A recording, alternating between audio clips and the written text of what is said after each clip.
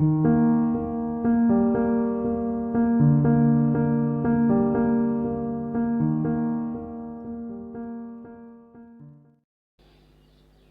बच्चों, सबको नमस्कार। आज आपके लिए हाजिर हैं हम माइक्रो टेस्ट सीरीज़ नंबर 15 लेके।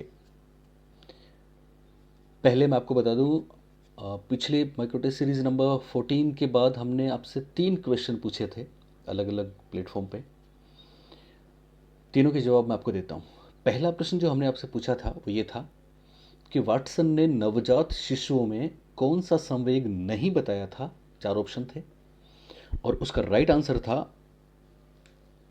ऑप्शन नंबर 4, दुख, सैडनेस। यानी वाटसन ने बताया था कि साहब नवजात शिशु में 3 संवेग पाए जाते हैं, फियर, एंगर एंड लव। भय, क्रोध एवं स्नेह। दुख नहीं बताया था, तो दुख इसका राइट आंसर था और 82% बच्चों ने राइट आंसर दिया है। अच्छा लगा हमें ये देख के। हालांकि हो सकता है ये आपका प्रीवियस नॉलेज हो, क्योंकि आपने ये बात बहुत पहले बहुत बार पढ़ी है, इसलिए आपने राइट आंसर दिया है। ओके, पर जो भी वजह जो भी है, सही जवाब 82% बच्चों ने दिया है।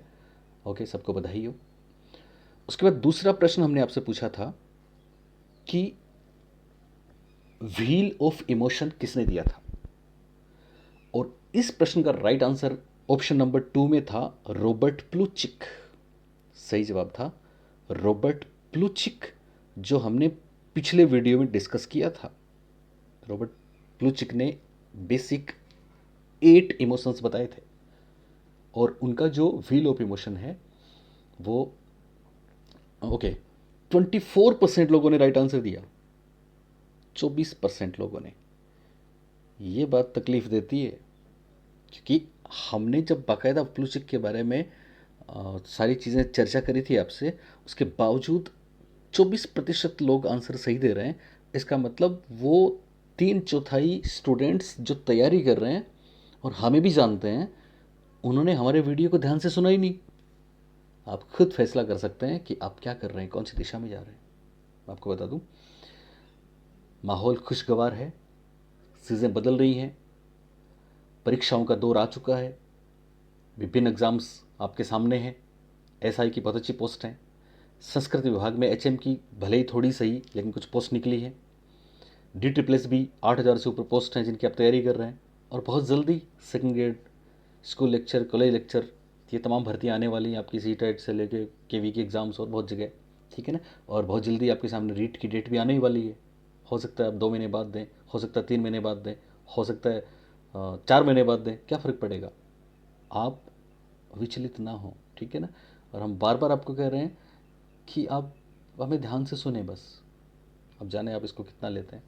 हालांकि आप हमारी बातों को सीरियस तो कितना लेते हैं इसका पता तो हमें, हम एक चीज़ और वॉच कर रहे थे कि हमने कहा था कि जितने लोग देख रहे हैं, अगर आपको पसंद आए तो कम से कम लाइक तो करना। पता है 20% लोगों ने भी लाइक नहीं किया, तो हम क्या माने इसको। बोलिए क्या माने इसको। ओके, खैर आपकी आप जानो, हम तो अपना काम करते जाएंगे।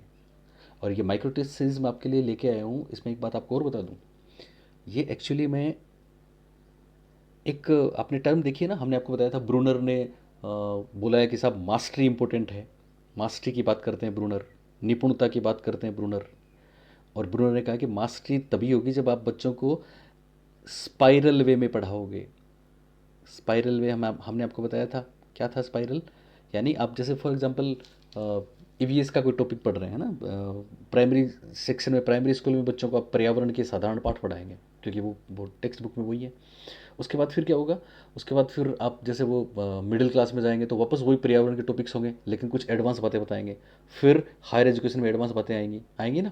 तो ये क्या तरीका है, ये तरीका है कि हम बार बार उन्हीं चीज़ों पे वापस भी आएंगे, लेकिन हम कुछ एडवांस चीज़ें भी लेके आएंगे। तो इससे क्या होगा, इससे मास्टरी ओरिएंटेशन होगा। और हम यही कर रहे हैं। जैसे आज एक बेहद नायाब आपके लिए ख़ास टॉपिक हमने लिया है, मोटिवेशन। आपकी ज़िंदगी में भी उतना ही महत्वपूर्ण है, आने वाले एग्ज़ाम में भी उतना ही महत्वपूर्ण है। तो मोटिवेशन के बारे में हम आपको आज बहुत सी बातें करेंगे, डिस्कस करेंगे। लेकिन इसका मतलब ये नहीं कि मोटिवेशन के बारे में दोबारा लौट के मैं नहीं आऊँगा आपके पास। एग्ज़ाम से पहले मैं वापस मोटिवेशन लेके आपके सामने आऊँगा, ठीक है ना। तो उसमें कुछ चीज़ें और होंगी। तो ये आपकी मास्टरी होगी। ये एक सोच है, मेरा एक एटीट्यूड है जो लेके मैं आपके लिए आता हूँ आज टेस्ट सीरीज नंबर 15। हाँ, तो 2 प्रश्न मैंने आपको बता दिए। एक का जवाब था वाटसन, दूसरे का जवाब था रॉबर्ट प्लूचिक, और तीसरा प्रश्न जो हमने आपसे पूछा था कि साहब एंग्जाइटी और लर्निंग में क्या कोई रिलेशन होता है। तो इसका जवाब आपको जो आज का जो वीडियो है उसमें क्लियर करूँगा। इसका सही जवाब था, उसमें ऑप्शन नंबर 2 था, इन्वर्टेड यू शेप्ड, यानी उल्टा यू आकार बनता है। चिंता और सीखने के संबंध को अगर हम ग्राफ पे प्रदर्शित करें तो यू नहीं बनता बल्कि उल्टा यू बनता है, जिसको बेल शेप भी बोलते हैं हम। ठीक है, ये क्या है इसके बारे में हम जानेंगे आज, और बहुत सी बातें और भी हम जानेंगे। मोटिवेशन एक ऐसा टॉपिक है, मैं आपको बताऊं, जिसमें बहुत संभावनाएं हैं, पता नहीं क्या क्या है इसमें। मैकग्रेगर से लेके हसबर्ग से लेके एक्सपेक्टेंसी थ्योरी से लेके ड्राइव अराउजल और पता नहीं क्या क्या है, जो परीक्षा में आ सकते हैं, आ चुके हैं, उन सब की बात हम करेंगे। ठीक है ना, बहुत कुछ आज की वीडियो में बात करूंगा, और बहुत इसके बाद वापस मैं फिर नेक्स्ट टेस्ट सीरीज जो लेके आ रहा हूँ उसमें बात करूंगा। ओके, तो चलिए शुरू करते हैं आज की माइक्रो टेस्ट सीरीज नंबर 15। और आज का पहला प्रश्न देखिए। पहला प्रश्न है, अभिप्रेरणा चक्र में प्यास थ्रस्ट क्या है। 4 ऑप्शंस हैं। पहला ऑप्शन है आवश्यकता नीड, दूसरा ऑप्शन है प्रणोद ड्राइव, तीसरा ऑप्शन है प्रोत्साहन इंसेंटिव्स, और चौथा ऑप्शन है मूल प्रवृत्ति बेसिक इंस्टिक्ट। इसका जवाब देने से पहले मैं कुछ बातें आपके साथ करना चाहूँगा। तो देखो, सबसे पहले हम आज मोटिवेशन की बात करेंगे। अभिप्रेरणा के बारे में बहुत सी बातें हैं, बहुत सी इसकी विशेषताएं हैं। आपने सुना होगा अभिप्रेरणा की शुरुआत किसी आवश्यकता से होती है, नीड से शुरू होता है। ठीक है, आवश्यकता पूरी होने के बाद वो अभिप्रेरित व्यवहार बंद हो जाता है। अभिप्रेरणा रास्ता है, मंजिल नहीं है, सुपर हाईवे स्किनर। अभिप्रेरणा साधन है, साध्य नहीं है। अभिप्रेरणा एक आंतरिक प्रवृत्ति है, हालांकि अभिप्रेरणा का बाह्य प्रकार भी है, हम बात करेंगे यहाँ पे इंट्रिंसिक और एक्सट्रिंसिक मोटिवेशन की, जो बेहद खास है। लेकिन मोटे तौर पे अगर आपको एक विशेषता के रूप में बताना पड़े परीक्षा में, तो आप बताना है अभिप्रेरणा आंतरिक प्रवृत्ति है। ठीक है, इसके अलावा अभिप्रेरणा की और भी बहुत सी बातें जो हम इन प्रश्नों में लेंगे। एक चीज़ मोटिवेशन साइकिल के रूप में अक्सर मेरे अपनी बुक में, अपने ऑफलाइन क्लास के बच्चे इसको बखूबी, इनकी मास्टरी है इस टॉपिक में, और इसमें से ज़रूर एक प्रश्न परीक्षा में पूछा जाता है। तो यही मैं आपके लिए आज का पहला प्रश्न लेके आया हूँ कि साहब अभिप्रेरणा चक्र दरअसल क्या है। तो पहले अभिप्रेरणा चक्र के बारे में थोड़ा सा समझ लेते हैं, उसके बाद हम बात करते हैं इसकी। ठीक है, चलिए साहब, इतना स्पेस इसमें काम चलाना पड़ेगा। एक चीज़ और है, यहाँ पे आपको लगता होगा कि साहब मैं ज़्यादा ये क्लियर क्यों नहीं लिख पाता हूँ। इसमें एक्चुअली क्या होता है, पेन काम नहीं करता, अपनी उंगली से लिखना होता है। तो आप सोच सकते हैं कितना कम स्पेस होता है। चलिए जो भी है, तो हम बात कर रहे थे मोटिवेशन साइकिल की। देखो, सबसे पहले मैं आपको बता दूं मोटिवेशन साइकिल से कौन लोग जुड़े हुए हैं। तो याद रखना, 3 नाम आपको याद रखने हैं। पहला नाम है वुडवर्थ साहब का, दूसरा नाम है क्लार्क हल का, और तीसरा नाम है हिलगार्ड का। तो 3 लोगों के नाम आपको जरूर ध्यान रखने मोटिवेशन साइकिल के रूप में। ठीक है, वुडवर्थ की बात मैं करूं तो आप याद रखना, मनोविज्ञान में, साइकोलॉजी में ड्राइव कॉन्सेप्ट लाने वाले थे वुडवर्थ। यानी अगर आपको ऐसा प्रश्न पूछे परीक्षा में कि साहब अभिप्रेरणा में चालक या प्रणोद या अंतर्नोद शब्द का, या मनोविज्ञान में चालक अंतर्नोद प्रणोद शब्द का पहली बार प्रयोग किसने किया, तो हम बोलेंगे वुडवर्थ साहब ने किया साहब। ओके, दूसरी बात, क्लार्क हल की बात करें तो क्लार्क हल की विश्व प्रसिद्ध थियोरी मैं आपको करा भी चुका हूं, ड्राइव रिडक्शन थियोरी। मोटिवेशन की ड्राइव रिडक्शन थ्योरी बोलें, लर्निंग की ड्राइव रिडक्शन थ्योरी बोलें, क्लार्क हल ने दी थी, जिन्होंने अपनी एक होम्योस्टेसिस स्थिति बताई थी, जिसका भी एक साइकिल दिया था उन्होंने। तो क्लार्क हल भी से जुड़े हुए हैं। और तीसरा, हम मोटिवेशन की एक साइकिल एनडीआई की अगर बात करें तो वो हिलगार्ड साहब से संबंधित है। तो तीनों सही है। अगर आपको परीक्षा में पूछ लें कि साहब एनडीआई साइकिल किसने दिया, जिसका ये क्वेश्चन मैंने लिया है, तो बोलेंगे हिलगार्ड। चालक शब्द, ड्राइव शब्द, अंतर्नोद या प्रणोद शब्द मनोविज्ञान में किसने दिया, तो बोलेंगे Woodworth. Drive reduction theory, homeostasis किसकी है, तो क्लार्क हल का नाम लेंगे। ओके, अब मोटिवेशन साइकिल जो हिलगार्ड ने दिया था, पहले मैं उसकी बात करता हूं, वो क्या है। तो ध्यान रखना, ये मोटिवेशन साइकिल, इसमें 3 स्टेप हम मेनली लेते हैं। सबसे पहला स्टेप हम लेते हैं आवश्यकता, क्योंकि अभिप्रेरणा की शुरुआत किससे होती है, आवश्यकता से होती है। आवश्यकता पहला स्टेप है, और आवश्यकता को इंग्लिश में बोलते हैं नीड, और शॉर्ट में बोलेंगे एन। तो पहला स्टेप हो गया एन। दूसरा स्टेप होगा अंतर्नोद प्रणोद या चालक, जिसको इंग्लिश में बोलते हैं ड्राइव, पर शॉर्ट में हम बोलते हैं डी। और फिर तीसरा स्टेप होगा प्रोत्साहन या फिर उद्दीपक। उद्दीपक भी प्रश्न है परीक्षा में, वातावरण की कौन सी चीज जिसे लक्ष्य भी कहते हैं। तो प्रोत्साहन, लक्ष्य या उद्दीपक, इंग्लिश में इंसेंटिव बोलते हैं प्रोत्साहन को, तो आई। तो एक साइकिल बनता है NDI, ये हिलगार्ड ने दिया था। किसने दिया था? हिलगार्ड ने दिया था। NDI पे बहुत से प्रश्न आते हैं साहब। सबसे पहले हमको कंसेप्चुअली समझना है कि आखिर ये होता क्या है, आवश्यकता होती क्या है। तो ध्यान दें, प्रेरणा की शुरुआत आवश्यकता से हुई ना। मैं आपको बता दूं, बहुत जगह कन्फ्यूजन है, ठीक है ना। आप बहुत बार देखते हैं ना, अगर हम आपको पूछें कि साहब पानी क्या है, तो आप जवाब दे सकते हैं कि आवश्यकता है। हम आपको पूछें भोजन क्या है, आप बोल सकते हैं आवश्यकता है। दरअसल पानी भोजन आवश्यकता नहीं है। कई बार आपको कोई पूछता है कि साहब प्यास क्या है, तो पहला जवाब निकलता है आवश्यकता है। भूख क्या है, आवश्यकता है। काम, उत्सर्जन, नींद क्या है, आवश्यकता है। वास्तव में ये भी आवश्यकता नहीं है। तो फिर आवश्यकता आखिर है क्या? तो याद रखना मेरी बात, आवश्यकता की डेफिनेशन है हमारे शरीर में किसी चीज़ की कमी, हमारे शरीर में किसी चीज़ की कमी या अति आवश्यकता है। हमारे शरीर में किसी चीज़ की कमी या अति क्या है? आवश्यकता है। माफ़ करें, वापस लिखना पड़ रहा है। चलिए, पहला स्टेप है आवश्यकता, नीड। दूसरा है अंतर्नोद प्रनोद, ड्राइव। तीसरा है प्रोत्साहन, उद्दीपक, लक्ष्य, इंसेंटिव। तो हम बात कर रहे थे नीड क्या है, तो ध्यान देंगे हमारे शरीर में किसी भी चीज़ की कमी या अति क्या है? आवश्यकता है। हमेशा याद रखना, इस कमी या अति के कारण से जो टेंशन होती है, टेंशन कहाँ होती है? तन में कि मन में? दोनों जगह होती है। इस टेंशन को बोलते हैं मनोदेहिक तनाव, साइकोफिजिकल टेंशन। तो हमारे तन और मन में आवश्यकता के कारण से, किसी चीज़ की कमी या अति के कारण से जो तनाव आता है, जो टेंशन आती है, उसको बोलते हैं ड्राइव, उसको बोलते हैं अंतर्नोद या प्रणोद या चालक। ये ड्राइव, अंतर्नोद, प्रणोद, चालक याद रखना, मेरे हर शब्द में कोई क्वेश्चन है। ड्राइव, अंतर्नोद, प्रणोद या चालक इंटरनल स्टेट है, हमारे शरीर के अंदर की चीज़ है। आवश्यकता भी अंदर की चीज़ है। इस व्याकुलता, अधीरता, इसके साथ अराउजल भी जोड़ते हैं ना, अगला स्टेप अराउजल। दूसरा, अगर हम कला खेल की बात करेंगे तो अराउजल भी आता है, मैं बताऊंगा आपको अभी। तो अभी आप इतना समझें कि ड्राइव दरअसल वो स्थिति है जो हमें बेचैन करती है, व्याकुल करती है, और फिर हम इस ड्राइव को रिड्यूस करने के लिए, इस अंतर्नोद या चालक या तनाव को कम करने के लिए जो लक्ष्य ढूंढते हैं, वो वातावरण में है, वो उद्दीपक है, वो प्रोत्साहन है। और वो लक्ष्य जब हमें मिलता है तो हमारी ड्राइव रिड्यूस होती है, हमारी नीड रिड्यूस होती है, आवश्यकता शांत होती है, अंतर्नोद शांत होता है, और अभिप्रेरित व्यवहार समाप्त हो जाता है। ये NDI का बेहतरीन साइकिल हिलगार्ड साहब ने दिया था। ओके, अब सवाल उठता है कि साहब, मैं आपको एग्जांपल देके समझाता हूँ। अति या कमी आवश्यकता है, तो एक पहला एग्जांपल मैं लेता हूँ यहाँ पे कि हमारे शरीर में पानी की कमी। तो पानी की कमी दरअसल क्या हो गई? एक आवश्यकता हो गई। पानी की कमी क्या है? आवश्यकता है। पानी आवश्यकता नहीं है, पानी की कमी आवश्यकता है। प्यास आवश्यकता नहीं है, ध्यान से समझना इसको। पानी की कमी क्या है? एक आवश्यकता है। अब शरीर में पानी की कमी हो गई तो सब टेंशन तो होगी ना, पहले फिजिकल होगी, फिर साइकोलॉजिकल होगी। तो ये जो तनाव होता है, ये तनाव, बेचैनी, उद्विग्नता, कोई हमसे पूछता है कि क्या हुआ, आप आखिर ऐसे क्यों हो रहे हैं, तो आप बोलेंगे साहब मुझे प्यास लगी है, प्यास। तो प्यास ड्राइव हो गया। प्यास क्या हो गया? ड्राइव हो गया, अंतर्नोद, प्रणोद और चालक हो गया। अब हम पागलों की तरह क्या ढूंढते हैं? पानी ढूंढते हैं। तो पानी हमारा लक्ष्य है, पानी हमारी मंजिल है, पानी हमारा उद्दीपक है, जिससे हमारी आवश्यकता शांत होगी। तो देखो, इससे आप बहुत से प्रश्न बनते हैं, परीक्षा में बहुत बार पूछे गए हैं कि साहब प्यास क्या है? आप बोलेंगे प्यास है ड्राइव या अंतर्नोद या प्रणोद या चालक। पानी क्या है? आप बोलेंगे पानी है प्रोत्साहन, उद्दीपक या लक्ष्य, न कि आवश्यकता। आप बोलेंगे पानी की कमी क्या है? तो आप बोलेंगे ये आवश्यकता है साहब। तो एक एग्जांपल से आपको क्लियर हुआ होगा, ठीक है ना। बहुत बार परीक्षा में ऐसा पूछा जाता है कि साहब इनके अंतरंग संबंध भी पूछे जाते हैं कि आवश्यकता से अंतर्नोद उत्पन्न होता है, क्या सही कि गलत? बिल्कुल सही। बहुत बार ऐसा आता है कि अंतर्नोद आवश्यकता से पहले आता है, सही कि गलत? गलत।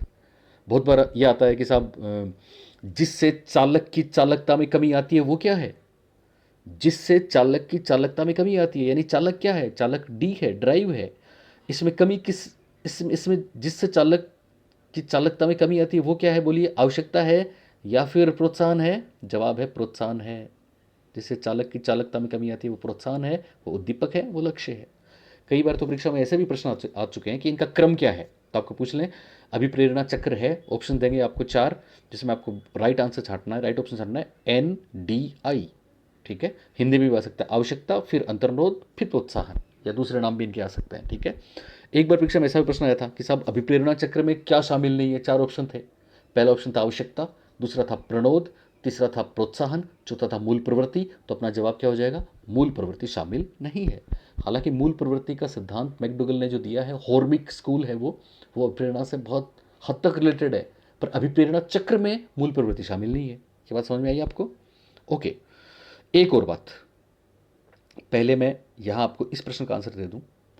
ये जो क्वेश्चन था इसमें पूछा गया था अभिप्रेरणा चक्र में प्यास क्या है? प्यास, तो बोलिए प्यास आवश्यकता है, नीड, या प्रणोद चालक अंतर्नोद ड्राइव है, या प्रोत्साहन इंसेंटिव है, या फिर मूल प्रवृत्ति बेसिक इंस्टिक्ट है? तो सही जवाब हो जाएगा प्यास क्या है?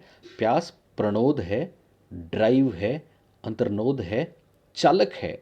तो सही जवाब हो गया ड्राइव। भूख क्या है? ड्राइव। काम क्या है? ड्राइव। नींद क्या है? ड्राइव। उत्सर्जन क्या है? ड्राइव। तो फिर प्रोत्साहन क्या है? जवाब है पानी प्रोत्साहन है, भोजन प्रोत्साहन है। फिर आवश्यकता क्या है? पानी की कमी आवश्यकता है या फिर अति भी आवश्यकता है। ठीक है, तो ये बात क्लियर हुई होगी। ये NDI साइकिल था जिसकी हमने बात करी थी, N फिर D फिर I। ओके, इसमें C जोड़ा था DC ने, वो फिर कभी मैं आपको बताऊंगा। अब लगे हाथ में आपको क्लार्क हल का मोटिवेशन साइकिल भी बताता हूँ, जो परीक्षा में बहुत बार आता है। मैंने एक किसी वीडियो में आपको बताया भी था, फिर भी आप वापस सुन लें। क्लार्क हल ने जो हमारे शरीर की एक स्थिति बताई कि साहब हमारा शरीर एक सम संतुलन की स्थिति में रहना चाहता है बहुत आराम से। अगर कोई चीज़ की कमी हो गई या अति हो गई तो बेचैनी आ जाएगी ना, उस बेचैनी के कारण से फिर कुछ गड़बड़ होती है, तो फिर वापस शरीर अपनी मूल स्थिति में लौटना चाहता है। इसको उन्होंने नाम दिया था होम्योस्टेसिस। क्या नाम दिया था? होम्योस्टेसिस। और यहाँ क्लार्क हल ने जो अपना साइकिल बताया था उसमें 6 स्टेप होंगे। कितने स्टेप होंगे? 6 होंगे। 6 में पहला स्टेप वही अपना N हो जाएगा। पहला स्टेप क्या हो जाएगा? Need N। दूसरा हो जाएगा D ड्राइव, और यहाँ पे हमने I लिया था और वो A लेते हैं तो NDA याद रखना। और उसके बाद 3 जो स्टेप है वो GAR याद रखना। NDA GAR से क्लार्क हल का होम्योस्टेसिस का साइकिल बनता है, जो मोटिवेशन में बहुत इंपॉर्टेंट है। N नीड है, D ड्राइव है, A अराउजल है, arousal, G goal oriented behaviour है, A अचीवमेंट है, और R रिडक्शन इन ड्राइव है। रिडक्शन इन नीड भी कह सकते हैं, रिडक्शन इन अराउजल भी कह सकते हैं, तो R रिडक्शन है। इसको समझें आप थोड़ा सा। एक्चुअली क्लार्क हल ने सबसे पहले बोला कि साहब सबसे पहले नीड होती है, नीड। हमारे शरीर में किसी चीज़ की कमी आती हो गई, ठीक है, इसके कारण से क्या होता है? इसके कारण से जो तनाव होगा उसको हम बोलेंगे D ड्राइव। तनाव के बाद भी, तनाव इंटरनल स्टेट है, ठीक है, अराउजल भी इंटरनल स्टेट है, लेकिन तनाव के बाद एक स्पेसिफिक और ज़्यादा, मतलब कहते हैं ना कि जहाँ आग लग गई साहब, अब रहा नहीं जाता, वो आग लगने वाली बात जो है उसको बोलते हैं अराउजल। उसको क्या बोलते हैं? अराउजल। हिंदी में उद्वेलन बोल सकते हैं इसको। तो अराउजल, सबसे पहले आवश्यकता हुई, कमी या अति, उसकी जो स्टेट है मानसिक शारीरिक तनाव, साइकोफिजिकल टेंशन, वो D है, ड्राइव है। और फिर अब तो कुछ करना ही पड़ेगा, वो आग जो लगी ना, जो हमें बुस्टअप करती है, स्टार्ट करती है, वो है अराउजल। उसके बाद फिर इंसान क्या करता है? फिर इंसान करता है व्यवहार, और वो व्यवहार यूं ही नहीं है, अस्त व्यस्त नहीं है, बल्कि वो है गोल ओरिएंटेड बिहेवियर, गोल डायरेक्टेड बिहेवियर, लक्ष्य निर्देशित व्यवहार, जिसको G से इंडिकेट करेंगे। तो NDA के बाद चौथा स्टेप G हो गया। और फिर जब चूंकि हम लक्ष्य निर्देशित व्यवहार करेंगे तो फिर मंजिल हमारे कदमों में होगी। इसको उन्होंने बोला A। ध्यान रखें, ये A अचीवमेंट है। ये क्या है? अचीवमेंट, उपलब्धि। और फिर जब उपलब्धि हो जाती है तो फिर तो हमारी जो ड्राइव है, नीड है, और जो अराउजल है उसमें क्या हो जाएगा? रिडक्शन हो जाएगा। तो रिडक्शन के लिए R है, रिडक्शन इन अराउजल, या रिडक्शन इन ड्राइव, या रिडक्शन इन नीड भी ओके है। तो रिडक्शन होने से वापस शरीर अपनी मूल स्थिति में आ जाता है, और फिर वो अभिप्रेरित व्यवहार बंद हो जाता है क्योंकि आवश्यकता पूरी हो गई। अंतर्रोध चालक शांत हो गया, अराउजल रिड्यूस हो गया, और फिर वापस नई आवश्यकता का उदय होता है। तो ये साइकिल चलता रहता है, NDAGAR। वापस सुन लें, सबसे पहले आवश्यकता, फिर है अंतर्रोध प्रणोद चालक, फिर है उद्वेलन अराउजल, फिर है लक्ष्य निर्देशित व्यवहार, फिर है उपलब्धि अचीवमेंट, और फिर है उद्वेलन में कमी या अराउजल में कमी। Need, drive, arousal, goal oriented behaviour, achievement और रिडक्शन। एक एग्जांपल लेता हूँ सिंपल, पानी की कमी वाला एग्जांपल लेते हैं। शरीर में पानी की कमी हुई या आवश्यकता हुई। पानी की कमी होते ही हमारे शरीर के सारे मसामों ने सूचना दे दी तन मन में कि साहब बेचैनी है। उस बेचैनी का नाम है ड्राइव D। और फिर वो बेचैनी बढ़ी तो फिर एक अराउजल की स्टेट आती है कि साहब अब कुछ करो, पानी चाहिए, पानी चाहिए, किसी कीमत पे पानी चाहिए। ये भी इंटरनल शरीर के अंदर ही हो रहा है अभी भी, ठीक है ना। अब क्या होगा? अब शरीर से बाहर आएंगे, और फिर पानी हमारा लक्ष्य होगा, हमारी मंजिल होगी, हमारा गोल होगा वाटर, और हम उस पानी के लिए अपना 100% देंगे। दिलो जान से उस पानी को पाने की कोशिश करेंगे, उसकी तरफ कदम बढ़ा देंगे, तो फिर ये हो गया गोल ओरिएंटेड बिहेवियर। और फिर हमें मिलेगी अपनी मंजिल, और मंजिल क्या है? पानी है। ये अचीवमेंट है, हमारी उपलब्धि है। और जैसे ही हमें पानी मिला, हमारा अराउजल रिड्यूस हो जाएगा, फिर वापस हम उसी समस्थिति में आ जाएंगे, और फिर कोई दूसरी आवश्यकता का उदय होगा। ये साइकिल मेरे ख्याल से आपको क्लियर हुआ होगा। ओके, अब चलते हैं सवाल नंबर 2, और बहुत बेहतरीन सवाल दूसरा प्रश्न है, मेस्लो ने आवश्यकता पदानुक्रम सिद्धांत में बी आवश्यकता किसे माना? 4 ऑप्शंस देखिए। पहला है शारीरिक आवश्यकता, फिजियोलॉजिकल नीड्स। दूसरा है सुरक्षा की आवश्यकता, सेफ्टी नीड्स। तीसरा है स्नेह एवं संबंधन की आवश्यकता, लव एंड बिलोंगिंगनेस नीड्स। और चौथा है आत्मसिद्धि की आवश्यकता, स्टीम नीड्स। तो 4 ऑप्शन है। तो यहां मैं आपको बता दूं एक छोटी सी बात। मेस्लो ने दरअसल, ध्यान रखना, मेस्लो ह्यूमनिस्टिक साइकोलॉजिस्ट हैं। मेस्लो ने हायरार्किक नीड थियरी दी है, आवश्यकता का पदानुक्रमिक सिद्धांत दिया है। हायरार्किक नीड थ्योरी दी है। और उन्होंने बताया कि साहब मानव आवश्यकताएं एक क्रम से आती हैं, और पहली आवश्यकता की पूर्ति होते ही मोटिवेशन बंद हो जाता है, पर अगले स्तर की आवश्यकता का उदय हो जाता है। और मोटे तौर पे हम खूब पढ़ते हैं कि मेस्लो ने 5 प्रकार की आवश्यकताएं बताई थी। कितनी बताई थी? 5 प्रकार की बताई थी। सबसे पहली थी शारीरिक आवश्यकताएं, फिजियोलॉजिकल नीड्स, जिसमें आपकी भूख प्यास है। 2 नंबर पे उन्होंने बताई थी सेफ्टी नीड्स, जिसमें व्यवस्था है, प्रबंध है। 3 नंबर पे उन्होंने बताई थी बिलोंगिंगनेस या लव नीड्स, जिसमें समाज, परिवार, अपने लोग चाहिए साहब। और चौथी उन्होंने बताई थी स्टीम नीड्स, आत्मसम्मान भी चाहिए साहब, इज्जत भी जरूरी है। और फिर 5वीं और आखिरी उन्होंने बताई थी सेल्फ एक्चुअलाइजेशन नीड्स, जिसमें हम खुद की खोज करते हैं, हम क्या हैं, हम क्यों इस दुनिया में आए, हमें क्या करना चाहिए जिससे हमें खुशी मिले, संतुष्टि मिले। तो 5 आवश्यकताएं बताई। मोटे तौर पे आपको मैं बता दूं कि पहली जो 2 आवश्यकताएं हैं उनको निम्न स्तर की आवश्यकता कहते हैं। क्या कहते हैं? निम्न स्तर की आवश्यकताएं कहते हैं। ठीक है। और बाद वाली जो आवश्यकताएं हैं वो उच्च स्तर की आवश्यकताएं तो हैं, लेकिन सर्वोच्च आवश्यकता 5 नंबर वाली है। तो 5 नंबर वाली सेल्फ एक्चुअलाइजेशन या स्व यथार्थीकरण वाली जो आवश्यकता है वो क्या है? वो सर्वोच्च है, मैक्सिमम है, सर्वोच्च है। ठीक है। एक बीच वाली मध्य हो गई। ठीक है ना। एक और विभाजन आता है, कई बार आप सुनते होंगे, उसमें आपने देखा होगा कि सब निम्न स्तर की पहली जो आवश्यकताएं हैं, ठीक है ना, जैसे फिजियोलॉजिकल नीड्स है, मैं आपको बताऊं, ठीक है, इनको उन्होंने जैविक आवश्यकता भी बोला, शारीरिक आवश्यकता भी बोला। एक टर्म यहाँ पे और मैं आपको बताऊंगा, डिस्कस करूंगा, एक्सट्रिंसिक मोटिवेशन और इंट्रिंसिक मोटिवेशन, यानी बाह्य अभिप्रेरणा और आंतरिक अभिप्रेरणा। बाह्य अभिप्रेरणा नकारात्मक होगी और आंतरिक सकारात्मक होगी। तो बहुत बार जैसे क्लार्क हेल जैसे लोगों ने आंतरिक अभिप्रेरणा को जैविक आवश्यकता भी बोला है, इसको जैविक अभिप्रेरणा भी कहते हैं। अभिप्रेरक अभिप्रेरणा एक ही बात है यहाँ पे। साइकोलॉजिकल भी, सॉरी, फिजियोलॉजिकल भी कहते हैं, शारीरिक आवश्यकता कहते हैं, फिजियोलॉजिकल आवश्यकता भी कहते हैं, प्राकृतिक आवश्यकता भी कहते हैं, अनिवार्य आवश्यकता भी कहते हैं। आवश्यकता प्रेरणा एक ही बात, एक समान अर्थों में यूज करते हैं। तो शारीरिक भी इसी का नाम है, प्राथमिक भी इसी का नाम है, प्राकृतिक भी इसी का नाम है, अनिवार्य भी इसी का नाम है, बायोलॉजिकल भी इसी का नाम है। और खास बात, इनको न्यून आवश्यकताएं भी कहते हैं। न्यून वाली बात अभी मैं आपको बताऊंगा, उससे पहले एक बात सुन ले। बाद वाली जो आवश्यकताएं हैं, लव नीड्स, स्टीम नीड्स, इनको साइकोलॉजिकल नीड्स भी बोलते हैं। क्या बोलते हैं? मनोवैज्ञानिक आवश्यकताएं भी बोलते हैं, क्योंकि किसी का साथ पाना मनोवैज्ञानिक है ना, आत्मसम्मान मनोवैज्ञानिक की बात है। ठीक है ना। इनको बोलते हैं मनोवैज्ञानिक आवश्यकताएं। और 5वीं है सेल्फ एक्चुअलाइजेशन नीड्स। लेकिन यहां पे जो प्रश्न पूछा है उसमें मैं आपको बता दूं, मेस्लो ने इन आवश्यकताओं को 2 वर्गों में भी बांटा है। और वो जो 2 वर्ग दरअसल उन्होंने बनाए, वो कैसे बनाए कि पहली जो 4 आवश्यकताएं हैं, ध्यान देंगे मेरी बात का, पहली जो 4 आवश्यकताएं हैं उनकी एक खास बात है। और वो खास बात यह है कि वो 4 आवश्यकताएं जैसे ही आवश्यकता पूरी होती है, when the needs are met, motivation decreases. यानी जैसे ही आवश्यकताएं पूरी होती हैं, अभी प्रेरणा क्या हो जाती है? बंद हो जाती है या कम हो जाती है। इसलिए पहली जो 4 आवश्यकताएं हैं, शारीरिक, सुरक्षा, आपकी लव और सेल्फ स्टीम, इन चारों आवश्यकताओं को नाम दिया है डिफिशियंसी नीड्स। क्या नाम दिया है? Deficiency needs. और डिफिशियंसी के लिए शब्द वर्ड आएगा डी, तो इनको डी नीड्स बोलते हैं।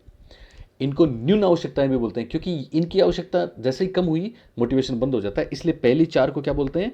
डेफिशिएंसी नीड्स बोलते हैं, न्यून आवश्यकताएं बोलते हैं। और पांचवी जो आवश्यकता है उसकी खास बात क्या है?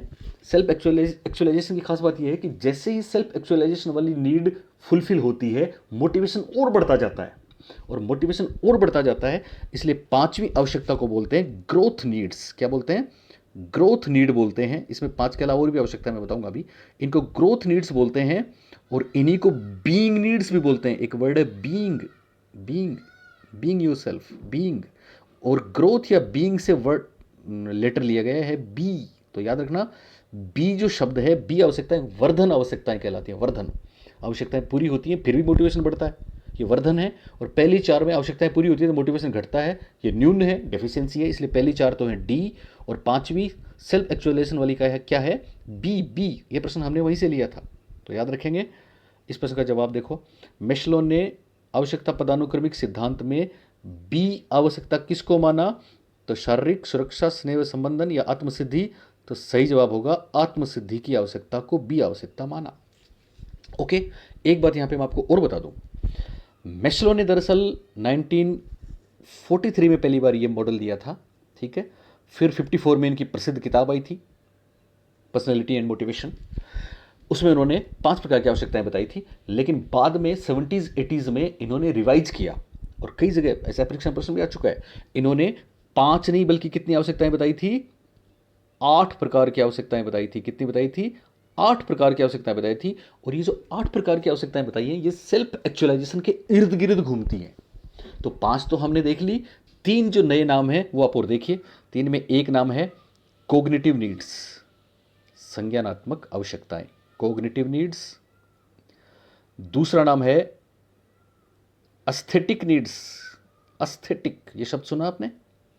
एस्थेटिक का मतलब होता है सौंदर्यात्मक आवश्यकताएं, यानी जहां खूबसूरती दिखती है, सुंदरता दिखती है, कला दिखती है, आर्ट दिखता है। क्या आप कोई खूबसूरत पेंटिंग देख रहे हैं, उसको बना रहे हैं, तो उसको जैसे जैसे आप बनाते जाओगे क्या आपका मोटिवेशन डिक्रीज होगा या इंक्रीज होगा? जवाब है इंक्रीज होगा।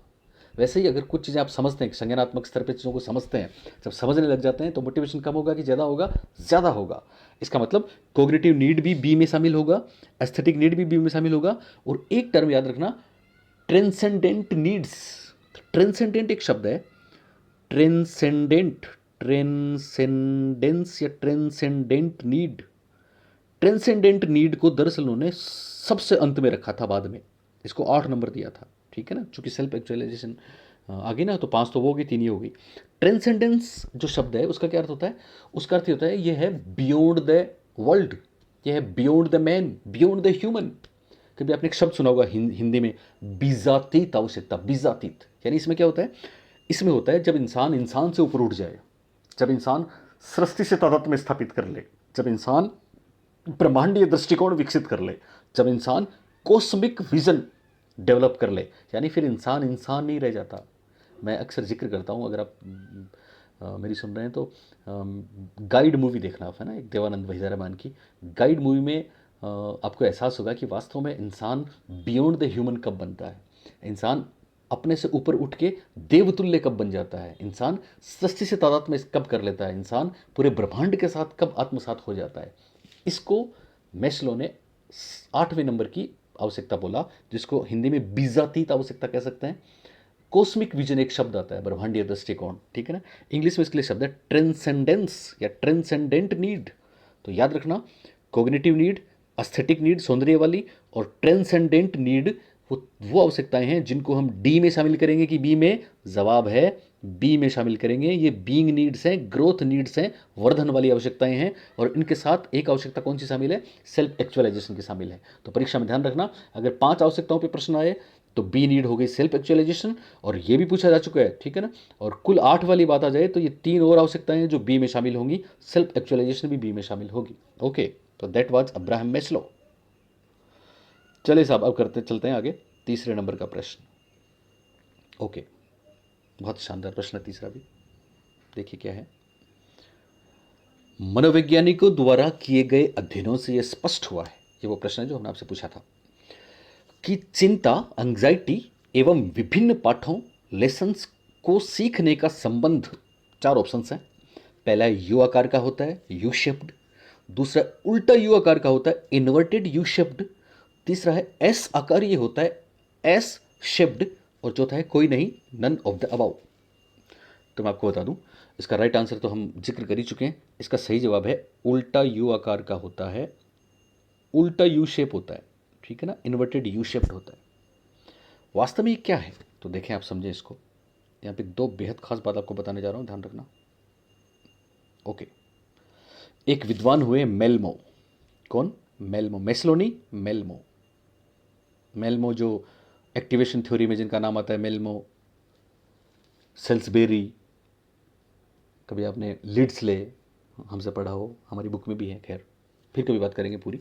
चलिए, मेल्मो ने एक स्टडी की साहब, और वो स्टडी की एंग्जाइटी पे, कि क्या एंग्जाइटी और लर्निंग में कोई रिलेशन है। दरअसल उन्होंने टर्म दी थी एंग्जाइटी रिडक्शन। उन्होंने कहा था चिंता का ह्रास भी एक अभिप्रेरक है और चिंता भी एक अभिप्रेरक है। चिंता और चिंता का ह्रास अभिप्रेरक हैं, तो ये सीखने को किस तरह से प्रभावित करते हैं, इसके लिए उन्होंने अपनी स्टडी में जो बात बताई वो मैं आपको बता रहा हूँ।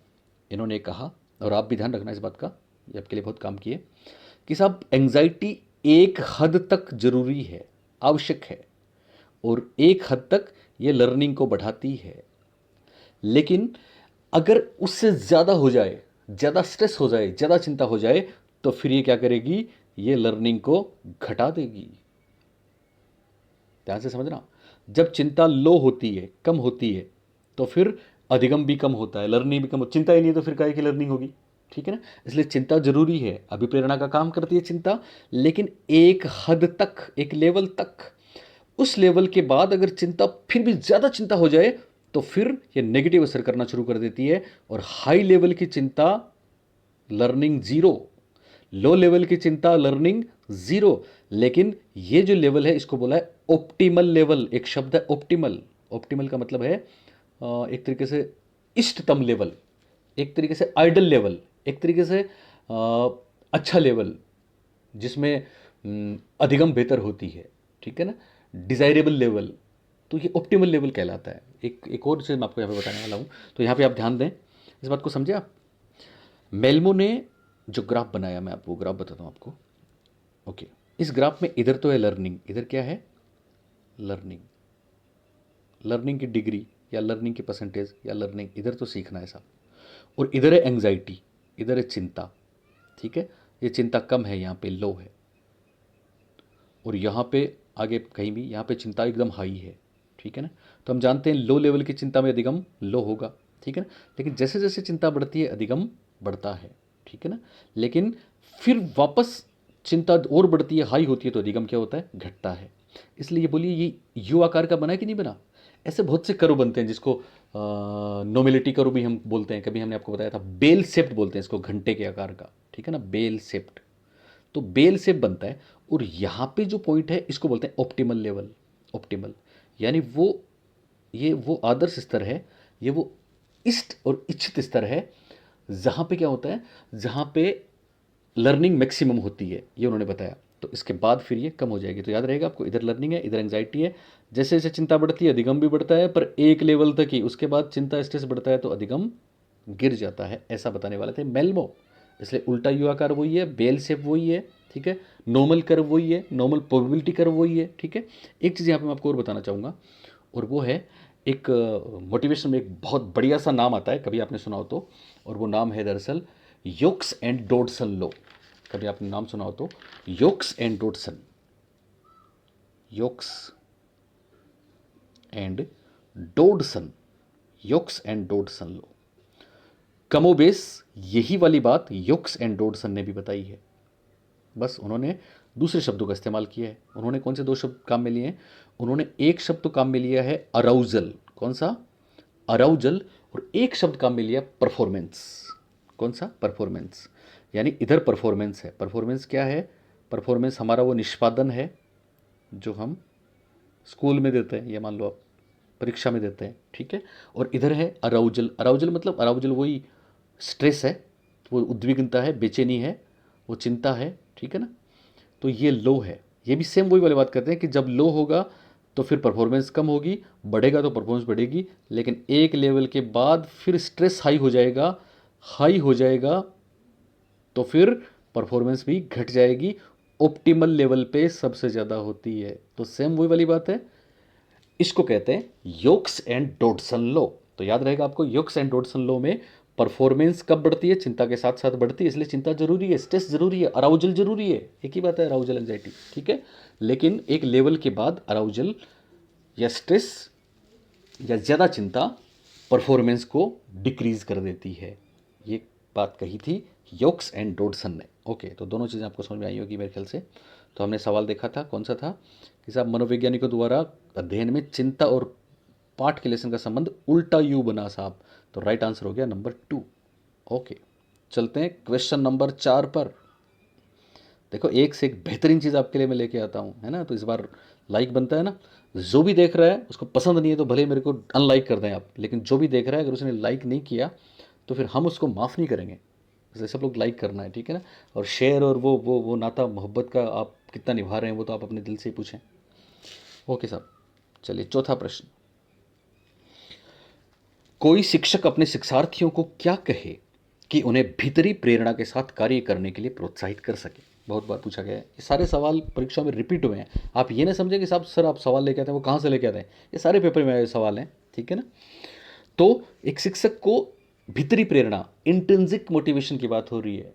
तो देखो मैं आपको बता दूं, जब हम बात करते हैं ना एक्सट्रिंसिक और इंट्रिंसिक मोटिवेशन की, तो एक बहुत बड़ी बात, एक्सट्रिंसिक मोटिवेशन अच्छी है, उपयोगी है, लेकिन आपको जान के ताज्जुब होगा कि साइकोलॉजिस्ट ने ये निष्कर्ष निकाला है कि साहब ऐसे बच्चे जिनका आईक्यू लेवल थोड़ा कम है, समझना, ध्यान से सुनना इस बात को, ऐसे बच्चे जिनकी परफॉर्मेंस हाई नहीं है, ऐसे बच्चे जिनका उपलब्धि स्तर निम्न है, उनको बाहरी अभिप्रेरणा, उनको एक्सट्रिंसिक मोटिवेशन दी जानी चाहिए, जिससे क्या है कि वो परफॉर्म कर देंगे। लेकिन जैसे ही बाहरी अभिप्रेरणा आपको कोई मोटिवेट करता है, जगा देता है ना, उठा देता है, बहुत से लोग करते हैं, अच्छा लगता है, अच्छी बात है, लेकिन पता है इसका दुष्परिणाम क्या है। आप या जो जो इस लेवल के बच्चे होते हैं वो क्या करते हैं, जैसे मोटिवेशन होता है ओके अच्छा काम करते हैं, परफॉर्मेंस करते हैं, लेकिन जैसे ही बाहरी मोटिवेशन तो बंद होनी है, 24 घंटे तो रहती नहीं अपने साथ, ठीक है ना। चंद समय के लिए कोई हमें जगाता है, उठाता है, वो पूरा प्रयास कर रहा है उठाने का, जगाने का, उसका दोष नहीं है। लेकिन दोष अपना है। अपना दोष क्या है कि हम उसको इंट्रिंसिक मोटिवेशन के साथ जोड़ नहीं पाते हैं, और केवल बाहरी मोटिवेशन है, तो वो एक लेवल के बाद जैसे मोटिवेशन बंद हो जाएगी ना, फिर परफॉर्मेंस भी बंद हो जाएगी। इसलिए ये साइकोलॉजिस्ट ने बोला है कि अच्छी बात नहीं है। हालांकि दोनों को पूरक के रूप में हम काम में लें तो अच्छी बात है। अच्छा, एक चीज़ और बताई उन्होंने कि मान लो आप किसी काम को करने के लिए इंट्रिंसिकली मोटिवेट हैं, आप अंदरूनी मोटिवेट हैं, कौन से वो काम है जिनसे हमें अंदरूनी मोटिवेशन मिलता है। तो याद रखना, एक ही बात, एक ही चीज़ बोलूँगा, जहाँ रीज़न बाहर है, जहाँ कोई काम का रीजन बाहर है, कोई पुरस्कार लेना है, रिवार्ड लेना है, प्रशंसा लेनी है, मिठाई लेनी है, कोई कंपटीशन की परीक्षा में पास करना है, कहीं स्कूल में एडमिशन लेना है, कारण सारे बाहर है ना। तो बाहर, या कोई हमें अप्रेजल लेना है, लोग हमारी तारीफ़ करें, हमें हमें लोग पसंद करें, हमें लोग माने, ये सारे बाहरी कारण हैं, और ये एक्सट्रिंसिक मोटिवेशन होती है, जिसको नकारात्मक मोटिवेशन बोलते हैं, नेगेटिव मोटिवेशन बोलते हैं। ये बाह्य प्रेरणा है, ठीक है ना। और जहाँ रीजन अंदर है, रीजन अंदर कब होता है, जब हम किसी काम को करने में हम जॉय फील करते हैं, हमें आनंद मिलता है, हमें खुशी होती है, हमें संतुष्टि मिलती है, हम इसलिए वो करते हैं क्योंकि हमको वो पसंद है। तो याद रखना, ऐसे शब्द आते हैं, आनंद मिलता है, खुशी होती है, हम सीखते हैं, हम जानते हैं, हमें अच्छा लगता है, तो वो क्या है, वो दरअसल इंट्रिंसिक मोटिवेशन है। और ऐसे बच्चे जो मान लो किसी, जैसे खेल खेल खेलना है ना, प्लेइंग द गेम, मज़ा आता है ना, राइटिंग, लिखने में मज़ा आता है ना, तो लिखने में मज़ा आ रहा है तो उसको किसी बाह्य मोटिवेशन की जरूरत नहीं है। पेंटिंग करने में, चित्र उतारने में मज़ा आता है, का स्टोरी लिख रहे हैं तो मज़ा आता है, ठीक है ना। और कोई गार्डन में प्लांट लगा रहे हैं, मज़ा आ रहा है, ठीक है।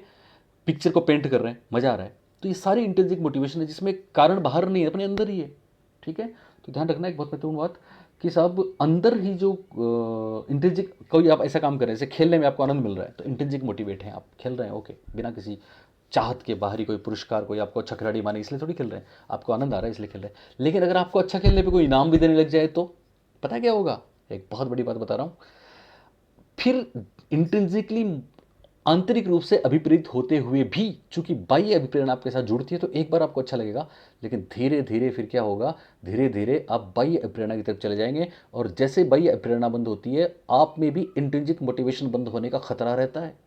इसलिए इंट्रिंसिक मोटिवेशन बेस्ट है, जरूरी है। ओके, तो ये सवाल ध्यान देंगे। शिक्षक क्या करे कि साहब बच्चे भीतर से प्रेरित हो जाएं?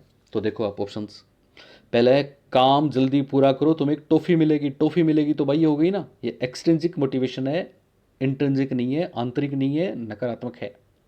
चौथा देखो, तुम उसके जैसे क्यों नहीं करते, तो तुलना जहां भी आ गई ना, तुलना वो बाह्य होगा, वो एक्सट्रिंसिक है।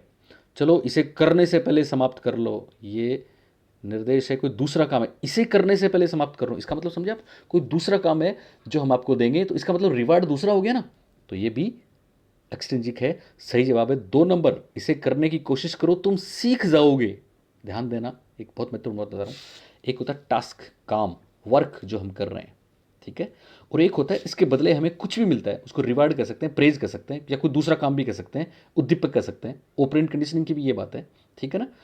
तो अगर दोनों में अंतर है, जैसे हम कोई कहते हैं ना एक वो मेहनत करके कठिन परिश्रम करके एक प्रतियोगी परीक्षा पास कर रहा है, तो प्रतियोगी परीक्षा पास करने में आप मेहनत कर रहे हैं, काम कर रहे हैं, वो तो आपका टास्क है, ठीक है।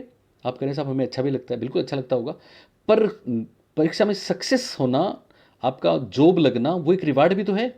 तो जॉब और टास्क बोलिए एक हुए कि दो हुए, दो हुए ना, इसलिए ये बाह्य प्रेरणा हो गई। लेकिन जहां काम खुद में ही, टास्क इटसेल्फ अपने आप में खुशी देता है, वो इंट्रिंसिक मोटिवेशन है। और यहां पर आप देखें, इसको कोशिश करो सीख लोगे, यानी क्या सीख लेंगे, जो कर रहे हैं वही सीख लेंगे, इसका मतलब बाहर दूसरी कोई चीज ही नहीं है। तो टास्क इटसेल्फ, अगर हम कर रहे हैं और टास्क इटसेल्फ ही सब कुछ है। एक बहुत शानदार प्रश्न मैंने इसमें लिया है कि आंतरिक प्रेरणा एक शुरुआत है या अंत, ठीक है ना, इसकी भी हम बात करेंगे। तो इटसेल्फ हो रहा है यहाँ पे, इसलिए वो इंट्रिंसिक मोटिवेशन है। तो कोई कैसा भी एग्जाम्पल है, मेरे ख्याल से आप आंतरिक प्रेरणा और बाह्य प्रेरणा में अंतर आराम से कर लोगे, ठीक है, तुम सीख जाओगे। Right answer. ओके, अब चलते हैं अगले क्वेश्चन पे, क्वेश्चन नंबर 5। और 5वां देखिए आप, एक अभिप्रेरित कक्षा के बारे में कौन सा विकल्प सही नहीं है, मतलब अच्छी क्लास है, मोटिवेटेड क्लास है, तो कौन सी एक बात है उसके खिलाफ है, ठीक है ना। तो 3 बातें सही हैं, एक गलत है। पहली बात है लंबी अवधि के अधिगम और रुचि, यानी लॉन्ग टर्म में हम सीखें वो, और इंटरेस्ट, रुचि को पुरस्कार सुनिश्चित नहीं कर सकते।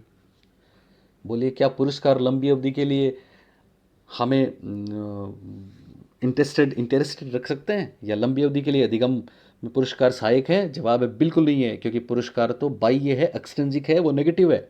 हाँ, शॉर्ट टर्म के लिए काम के हैं, लेकिन लंबी अवधि के लिए काम के नहीं है, लंबी रेस के घोड़े नहीं है। दूसरा, अभिसारी उत्तरों वाले प्रश्न पूछना। अभिसारी शब्द कन्वर्जेंट याद है, जिसका एक ही जवाब होता है। तो कन्वर्जेंट एक ही जवाब वाले प्रश्न हमेशा रोट सिस्टम की बात करते हैं, रटने पे ध्यान देते हैं, कभी समझने की बात नहीं करते, कभी क्रिएटिव थिंकिंग नहीं होती। इसलिए हमेशा परीक्षा में याद रखना, कन्वर्जेंट थिंकिंग आए तो समझना ये गलत बात है, अच्छी बात नहीं। डाइवर्जेंट थिंकिंग अच्छी बात है, ठीक है ना, क्योंकि इसमें बच्चों को सोचने का तो मौका ही नहीं मिलता, रटना हो गया, जैसा पता है वो से आंसर दे देगा वो, ठीक है। तीसरा, शिक्षक से स्पष्टीकरण प्राप्त करने के लिए प्रश्न पूछना। बच्चे यहाँ पे ध्यान देना, शिक्षक से स्पष्टीकरण के लिए प्रश्न कौन पूछ रहे हैं? बच्चे पूछ रहे हैं। तो क्या अच्छी बात है? बहुत अच्छी बात है, बिल्कुल अच्छी बात है। बच्चे शिक्षक के लिए, शिक्षक से प्रश्न पूछ रहे हैं, ये अच्छी बात है। चौथा ऑप्शन है शिक्षक द्वारा गैर उदाहरण के साथ, माफ करें, शिक्षक द्वारा उदाहरण के साथ गैर उदाहरणों का प्रयोग करना। एग्जाम्पल्स, नॉन एग्जाम्पल्स, यानी उदाहरण भी प्रस्तुत करें, और गैर गैर उदाहरण कौन से होते हैं? जिनमें हिंट दिए जाते हैं, ठीक है ना, सीधे सीधे एग्जाम्पल हो गए, एक जिनमें हिंट। मैं कभी गैर उदाहरण की वापस एक बात करूंगा आपसे। तो ये अच्छी बात है कि नहीं? शिक्षक उदाहरण और गैर उदाहरण दोनों करेगा तो कॉन्सेप्ट क्लियर होगा, अच्छी बात है। छात्र बच्चों से स्पष्ट, बच्चे प्रश्न पूछ रहे हैं, ये अच्छी बात है, ओके। शिक्षक अभिसारी प्रश्न पूछ रहा है, ये खराब बात है, ठीक है। लंबी अवधि की, ये गलत बात है, लंबी अवधि की अधिगम और रुचि पुरस्कार को सुनिश्चित नहीं करते, ये बात अच्छी, ये बात गलत है। लेकिन क्या पूछा है कि अभिप्रेत कक्षा के बारे में इनमें से 3 बातें सही हैं, कौन सी गलत है? तो क्या पुरस्कार लंबी अवधि और रुचि को सुनिश्चित नहीं करते? बिल्कुल नहीं करते, इसका मतलब ये बात राइट है। ये बात क्या है? राइट है। शिक्षक उदाहरण और गैर उदाहरण दे, ये बात राइट है, ये बात राइट है। बच्चे शिक्षक से प्रश्न पूछें, ये बात राइट है। अभिसारी उत्तरों वाले प्रश्न शिक्षक बच्चों से पूछ रहा है, क्या ये बात राइट है? बिल्कुल राइट नहीं है, ये बात खराब है। इसका मतलब राइट आंसर हो गया ऑप्शन नंबर 2, अभिसारी उत्तरों वाले प्रश्न पूछना खराब है, ये अच्छी बात नहीं है, ये अभिप्रेरित कक्षा की निशानी नहीं है। बाकी तीनों अभिप्रेरित कक्षा की निशानी है। बात क्लियर हुई आपको? ठीक है ना, ओके, यानी पुरस्कार नहीं दें, ओके, और गैर उदाहरणों का प्रयोग करें, ओके, और बच्चे सवाल पूछें, ओके, तीनों बातें करें, लेकिन अभिसारी प्रश्न कम से कम पूछें। तो right answer option number 2। 6 number का प्रश्न देखिए, बहुत शानदार बेहतरीन बात आपके लिए। वे शिक्षार्थी, छठा प्रश्न देखें, वे शिक्षार्थी समृद्ध ज्ञान इन रिच नॉलेज और शैक्षणिक दक्षता, परफॉर्मेंस की बात हो रही है साहब, समृद्ध ज्ञान और शैक्षणिक दक्षता की हार्दिक इच्छा प्रकट करते हैं, उनके पास होता है। यानी ऐसे विद्यार्थी जो परफॉर्मेंस की बात करते हैं, बहुत बढ़िया करने की बात करते हैं, उनके पास क्या होता है? 4 ऑप्शन है। पहला निपुणता अभिविन्यास, मास्टरी ओरिएंटेशन। दूसरा ऑप्शन है निष्पादन उपागम अभिविन्यास, परफॉर्मेंस ओरिएंटेशन। थर्ड ऑप्शन है निष्पादन परिहार अभिविन्यास, परफॉर्मेंस अवॉइडेंस ओरिएंटेशन। और फोर्थ वन है कार्य परिहार अभिविन्यास, वर्क अवॉइडेंस अवॉइडेंस ओरिएंटेशन। बहुत शानदार बात है, बहुत ही बेहतरीन बात है। चलो मैं आपको एक चीज़ बताता हूँ, यहाँ पे ध्यान से सुनना, ध्यान से समझना, ओके।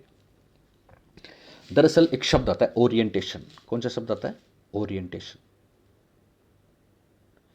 मोटिवेशन में ओरिएंटेशन शब्द बहुत काम का है, ध्यान रखना आप। और मोटिवेशन में, लर्निंग में भी, मोटिवेशन में भी 3 प्रकार के ओरिएंटेशन की बात होती है, 3 प्रकार के अभिविन्यास की बात होती है, ध्यान देना। एक तो है मास्टरी ओरिएंटेशन, मास्टरी, ठीक है, निपुणता अभिविन्यास जिसको कहते हैं। दूसरा है परफॉर्मेंस ओरिएंटेशन, परफॉर्मेंस ओरिएंटेशन जिसको बोलते हैं निष्पादन अभिविन्यास, बेहतर करें। और तीसरा है परफॉर्मेंस अवॉइडेंस ओरिएंटेशन, अवॉइड करेंगे। इसमें अप्रोच शब्द दे दिया तो भी वही बात है, नहीं देंगे तो भी वही बात है परफॉर्मेंस में। और अवॉइडेंस में ध्यान रखना, परफॉर्मेंस अवॉइडेंस ओरिएंटेशन है। तो तीनों ही भेद खास है। मास्टरी, मास्टरी कब होगी? ध्यान देना, जब इंटरेस्ट होगा, अंदर से खुशी मिलेगी, तब मास्टरी होगी। परफॉर्मेंस अवॉइडेंस क्या होती है? जिसमें बेहतर से बेहतर करने की कोशिश करते हैं, ठीक है। और परफॉर्मेंस अवॉइडेंस क्या हो गया कि इसमें बेहतर कर सकते हैं पर फिर भी नहीं करते। इसको परफॉर्मेंस अवॉइडेंस भी कह सकते हैं, इसको फेलियर अवॉइडेंस भी कह सकते हैं। फेलियर अवॉइडेंस इसलिए कह सकते हैं कि फेल भी नहीं होंगे और अच्छा भी नहीं करेंगे, ठीक है ना, काम चलाओ कर लेंगे। तो काम चलाओ परफॉर्मेंस अवॉइडेंस होती है। इस पर बहुत बार परीक्षा में एक प्रश्न आता है, ध्यान से समझना आप इसको। और ये प्रश्न कई बार पूछा गया, सी टेट, फर्स्ट ग्रेड, हर जगह, कि एक क्लास में 3 बच्चे हैं, ए, बी और सी। हमने काफ़ी अपनी क्लास में डिस्कस भी किया था इसको, हमारी बुक में भी है, देखा होगा आपने, ठीक है ना। ए इसलिए पढ़ता है कि साहब वो क्लास में टॉप करे, टॉप करने के लिए पढ़ता है। बी इसलिए पढ़ता है कि साहब बस मेरे को तो पास होने वाले ग्रेड्स मिल जाएं, पास होने वाले नंबर मिल जाएं, पासिंग ग्रेड्स मिल जाएं। बी पासिंग ग्रेड्स के लिए पढ़ता है, सी क्लास टॉप करने के लिए पढ़ता है, और सी इसलिए पढ़ता है कि उसको इंटरेस्ट है, उसको लगता है यूजफुल है, मजा आ रहा है, इंटरेस्ट है, मैं सीख लूंगा, सीखने के लिए पढ़ता है, ठीक है ना। शब्द ध्यान रखना आप। तो तीनों की हम बात करें, जैसे परीक्षा में ये प्रश्न पूछा गया था, फिर पूछा गया था कि इन तीनों में कौन सा तो है निष्पादन, कौन सा है निष्पादन उपेक्षा, और कौन सा है निपुणता। तो निपुणता दरअसल क्या होती है? सबसे अच्छी बात होती है। और निपुणता क्या होती है? मास्टरी होती है। मास्टरी किस में होगी? इंटरेस्ट वाले में होगी। इसलिए सी तो क्या है? मास्टरी ओरिएंटेशन की बात करता है, निपुणता की बात करता है। इंटरेस्ट है मास्टरी, सी क्या है? मास्टरी। ए जो टॉप करता है वो परफॉर्मेंस की बात करता है। परफॉर्मेंस अप्रोच भी कह सकते हैं, परफॉर्मेंस करना चाहता है ना, इसलिए अप्रोच हो गया, अवॉइडेंस नहीं हुआ, ठीक है। निष्पादन है, टॉप करने वाला निष्पादन कर रहा है। और पास होने वाले, बस केवल मेरे को तो पास होने वाले नंबर मिल जाएं, वो क्या कर रहा है? वो परफॉर्मेंस अवॉइड कर रहा है, वो फेलियर भी अवॉइड कर रहा है। तो फेलियर अवॉइडेंस भी यही है और परफॉर्मेंस अवॉइडेंस भी यही है। फेलियर क्यों है? क्योंकि फेल भी नहीं होना चाहता, इसलिए पास होना चाहता है। और बस क्या करेंगे, ज़्यादा पढ़ के पास होना है, ठीक है। इसलिए वो क्या कर रहे हैं, ये स्कूल की बात है, यहाँ पास होना अलग बात है, ठीक है ना। तो वो क्या कर रहा है? परफॉर्मेंस अवॉइड कर रहा है और फेलियर भी अवॉइड कर रहा है, वो पासिंग मार्क्स लेना चाह रहा है। तो सबसे खराब तो बी है और सबसे अच्छा सी है। ये प्रश्न हमने वहीं से लिया है। तो देखें, वापस आप आइए, प्रश्न पढ़िए। वे शिक्षार्थी समृद्ध ज्ञान और शैक्षणिक दक्षता, यानी क्लास में बेहतर परफॉर्मेंस की बात कर रहे हैं, उसकी इच्छा प्रकट करते हैं। उनके पास क्या होता है? मास्टरी ओरिएंटेशन होता है, या परफॉर्मेंस ओरिएंटेशन होता है, या परफॉर्मेंस अवॉइडेंस ओरिएंटेशन होता है, या वर्क अवॉइडेंस ओरिएंटेशन होता है। तो सही जवाब इसका आ जाएगा 2 नंबर। क्या आ जाएगा? निष्पादन अभिविन्यास, परफॉर्मेंस ओरिएंटेशन है उन बच्चों के पास, क्योंकि वो क्लास में टॉप करना चाहते हैं। निपुणता अभिविन्यास होता अगर इंटरेस्ट होता। निष्पादन परिहार यानी परफॉर्मेंस को अवॉइड कर रहे हैं, केवल पास होने वाले बच्चे हैं ये। और वर्क अवॉइडेंस वो होते हैं जो जीरो हैं, ये परीक्षा नहीं देते। तो चौथे तो परीक्षा में बैठेंगे नहीं, तीसरे खाली पास होने लायक तैयारी करेंगे, पास हो जाएंगे साहब। और दूसरे क्लास में टॉप करने की कोशिश करेंगे, बेस्ट करने की कोशिश करेंगे। लेकिन सबसे शानदार बात है मास्टरी, और मास्टरी तभी आएगी जब इंटरेस्ट होगा। ये है निपुणता अभिविन्यास। तो 6 में राइट आंसर ऑप्शन नंबर 2। आप इन सारी चीज़ों को लिखा भी करें, मेरा वीडियो वापस भी देखा करें। बहुत दुख होता है मेरे को जब मैं देखता हूँ आप बोले साहब वीडियो नहीं, बहुत से बच्चे कहते हैं साहब सर डालो डालो। मैं क्या डालूँ, 3000 बच्चे 2500 बच्चे मेरा वीडियो देखते हैं, अगला डालूंगा तो फिर उसको देखेंगे ही नहीं, है ना। तो सोचिए आप, ये चीज़ें बहुत पेनफुल है, बहुत स्ट्रेस देती हैं, मुझे परेशान करती हैं। पर फिर भी मैं अपनी तरफ से वो जो दस्तूर है ना मोहब्बत वाला, वो निभाता रहूँगा। आप जो करें वो आप जानें। ओके, चलिए नेक्स्ट 7 नंबर का प्रश्न। काफ़ी लंबा वीडियो हो रहा है पर देखेंगे। चलिए 7वां प्रश्न, निम्नलिखित में कौन सा कथन गलत है। और ये एक्चुअली बहुत बार परीक्षाओं में आता है, इसलिए मैंने इसको लिया है। चलिए, अभिप्रेरणा व्यवहार को एक निश्चित दिशा प्रदान करता है। क्या अभिप्रेरणा व्यवहार को निश्चित दिशा प्रदान करता है? बिल्कुल करता है साहब, राइट आंसर है, मतलब राइट ऑप्शन है। अभिप्रेरणा व्यवहारों को शक्ति देता है, बिल्कुल देता है, अराउज कर देता है, आग लगा देता है, इसलिए देता है। पर होनी चाहिए इंट्रिंसिक, बाह्य नहीं। अभिप्रेरण में व्यवहार चयनात्मक होता है, ये ध्यान रखना, चयनात्मक एक शब्द है, चयनात्मक होता है, ये बात बिल्कुल सही है। चयनात्मक का मतलब क्या होता है कि आपके बहुत से व्यवहार उस दिन पता नहीं क्या क्या कर रहे हैं आप, है ना। तो जो लक्ष्य की तरफ ले जाता है ना, जो हमें मंजिल की तरफ ले जाता है, उसी को केवल हम सेलेक्ट करते हैं। वो मोटिवेशन का एक मुख्य एस्पेक्ट है, तो चयनात्मक होता है। चौथा ऑप्शन देखिए आप, चौथा ऑप्शन है उच्च उपलब्धि अभिप्रेरणा। उपलब्धि अभिप्रेरणा की बात आ रही है साहब, नीचे भी मैकली लैंड का प्रश्न ले रहे हैं हम। उपलब्धि प्रेरणा वाले बालक कठिनाई वाले कार्य अधिक पसंद करते हैं। यह प्रश्न जब आया था तो लगभग सभी ने गलत किया था, इसलिए ध्यान रखें। उपलब्धि अभिप्रेरणा वाले बालक कठिनाई वाले कार्य को अधिक पसंद नहीं करते, बल्कि वो तो ऐसे कामों को पसंद करते हैं जो उनको सफलता दिला दें। ज़्यादा कठिन काम हो सकता है सफलता दिलाने में सफलता से महरूम कर दें, इसलिए ये बहुत महत्वपूर्ण बात याद रखेंगे। उच्च उपलब्धि प्रेरणा वाले बालक कठिनाई वाले कार्य को अधिक पसंद नहीं करते हैं, और यहां लिखा है पसंद करते हैं, तो राइट आंसर हो गया नंबर 4। क्या है ये बात, मैं आपको बताता हूं अभी अगले प्रश्न में। तो इसका सही जवाब समझे आप कि कौन सा एक गलत है। चौथा गलत है साहब, उच्च उपलब्धि अभिप्रेरणा, achievement motivation, high achievement motivation वाले बालक अधिक कठिनाई वाले कार्य पसंद करते हैं, इसलिए ये गलत है, क्योंकि वास्तव में वो नहीं करते। क्यों नहीं करते अभी बताते हैं। 8 नंबर का प्रश्न देखिए, 8वां, मैक्लीलैंड, कई बार मैक्लीलैंड बोलते हैं, मैक्लीलैंड बोलते हैं, एक ही बात है। मैक्लीलैंड और एटकिंसन, बहुत शानदार। मैक्लीलैंड और एटकिंसन से संबंधित है। ऑप्शन 1 उपलब्धि अभिप्रेरणा, अचीवमेंट मोटिवेशन। 2 नंबर शक्ति अभिप्रेरणा, पावर मोटिवेशन। 3 नंबर आसक्ति अभिप्रेरणा, अफिलिएशन मोटिवेशन। चौथा सभी, ऑल ऑफ द अबव। तो सबसे पहली बात मैं आपको बता दूं, आंसर है सभी। आपने कई बार ये टर्म सुने होंगे, achievement motivation, power motivation, affiliation motivation. ये तीनों दिए हैं किसने? मैक्लीलैंड ने। दरअसल मैक्लीलैंड की एक बुक आई थी, अचीविंग सोसाइटी। पुस्तक का नाम क्या था? पुस्तक का नाम था, हिंदी में लिख देता हूँ, अचीविंग सोसाइटी। अचीविंग सोसाइटी, बहुत शानदार बुक थी, धमाल मचा दिया था मैक्लीलैंड एटकिंसन ने। बहुत बार ऐसा प्रश्न आता है कि साहब कौन सा नया है, तो एटकिंसन मैक्लीलैंड की चीज़ नई है, ऐसा परीक्षा प्रश्न आ चुका है, ठीक है ना, लेटेस्ट है। ये बुक दरअसल 1961 में आई थी, ध्यान रखना। उपलब्धि अभिप्रेरणा के जनक भी डेविड मैक्लीलैंड हैं, और इन्होंने बुक लिखी थी अचीविंग सोसाइटी। इसमें उन्होंने तीनों कॉन्सेप्ट दिए हैं, अचीवमेंट मोटिवेशन दिया, पावर मोटिवेशन दिया, एफिलिएशन मोटिवेशन दिया। लेकिन अगर ऐसा प्रश्न परीक्षा में आए, जो कि आ चुका है, कि मैक्लीलैंड ने सबसे अधिक, या मैक्लीलैंड और एटकिंसन के चेले थे जिन्होंने शोध कार्य किया था 1978 में अचीवमेंट मोटिवेशन पे, तो जिन्होंने टीएटी भी दिया था, प्रेरणा को मापने का टीएटी की बात मैक्लीलैंड ने भी करी है, ठीक है ना, एटकिंसन ने भी करी है। तो उपलब्धि अभिप्रेरणा को मापने के लिए टीएटी देने वाले भी मैक्लीलैंड और एटकिंसन भी हैं। और भी कुछ बातें एटकिंसन की, मैक्लीलैंड की करूंगा मैं। तो यहाँ पे ध्यान दें, अगर ऐसा परीक्षा प्रश्न आए कि साहब मैक्लीलैंड और एटकिंसन ने सर्वाधिक अध्ययन किसका किया, या सर्वाधिक बल किस पर दिया, तो आंसर हो जाएगा उपलब्धि अभिप्रेरणा पर बल दिया। किस पर दिया? उपलब्धि अभिप्रेरणा पर। लेकिन इस प्रश्न का आंसर सभी होगा, क्योंकि उन्होंने पावर मोटिवेशन भी बताया और अफिलिएशन मोटिवेशन भी बताया। ओके, अभी क्या होता है तो थोड़ा सा सुन लें, पहले मैं आपको थोड़ा सा बता दूं अचीवमेंट मोटिवेशन क्या होता है, तो ध्यान देना, कंफ्यूजन दूर करना आप। मैक्लीलैंड ने ये बोला कि साहब अचीवमेंट मोटिवेशन या उपलब्धि प्रेरणा इस प्रकार का प्रेरक है जिससे प्रेरित व्यक्ति अधिक से अधिक सफल होने के लिए प्रयास करता है। यानी वो इस तरह से काम करता है कि उसको अधिक से अधिक सफलता मिले। इसका मतलब यहाँ इसके पैरेलल एक और बात उन्होंने बताई है, और वो उन्होंने बताई है, एक टर्म आती है, कभी आपने सुना हो तो, अप्रेजल, यानी अनुमोदन। यानी उसको अनुमोदन खोने का डर भी है। यहाँ पे दो चीज़ें साथ काम करती हैं, एक तो अधिक से अधिक सफलता प्राप्त करने की चाहत, सफलता की चाह, सफलता की इच्छा, या सफलता की आवश्यकता भी बोल सकते हैं, है ना। शॉर्ट में कभी आपने पढ़ा हो ना परीक्षा में, नीड एक किसको बोलते हैं? नीड एक। नीड एक और कुछ नहीं है, बल्कि नीड एक क्या है? नीड फॉर अचीवमेंट है। ये समानार्थी शब्द काम में लिए जा सकते हैं ना, प्रेरणा नीड एक की बात होगी। तो नीड एक तो सफलता की आवश्यकता या सफलता की चाह के लिए काम करता है, और इसके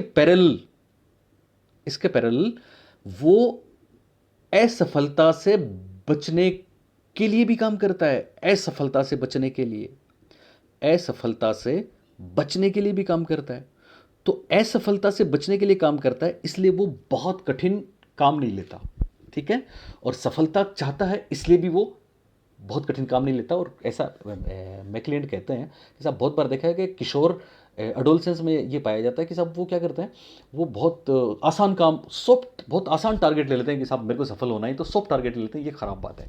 याद रखने वाली बात क्या है आपको परीक्षा के लिहाज से, वो ये है, एक शिक्षक के रूप में हमें क्या करना चाहिए। तो एक शिक्षक के रूप में हमें बच्चों में असफलता से बचने वाले अभिप्रेरक की बात नहीं करनी चाहिए, क्योंकि अगर वो असफलता से बचने वाले प्रेरक के लिए काम करने में इंगेज हो गए तो पता है क्या है, फिर वो पासिंग ग्रेड से लाएंगे, बस फेल नहीं होना है साहब। तो ये खराब बात है। अच्छी बात है, सफलता की आवश्यकता या सफलता की चाहत, सफल होना ही है। इसलिए चैलेंजिंग काम, एक शब्द अगर आए ना कि आप चुनौतीपूर्ण कार्य में डटा रहता है, तो डटा रहता है वो बात ओके है, लेकिन कठिन से कठिन काम लेता है ये बात गलत है, क्योंकि साथ में ये भी चलता रहता है, असफलता से बचने का प्रयास भी चलता रहता है, ठीक है ना। अगर ऐसा पूछ रहे परीक्षा में कि शिक्षक के रूप में आपको क्या करना चाहिए, तो हमें शिक्षक के रूप में असफलता से बचने के प्रेरक को कम से कम यूज करना चाहिए, और सफलता पाने की चाहत वाली चीज़ को ज़्यादा से ज़्यादा यूज़ करना चाहिए। ये अचीवमेंट मोटिवेशन है। किसने दिया था? एटकिंसन ने दिया, सॉरी मैकलियन ने दिया था, और एटकिंसन ने बाद में इस पर काम किया था।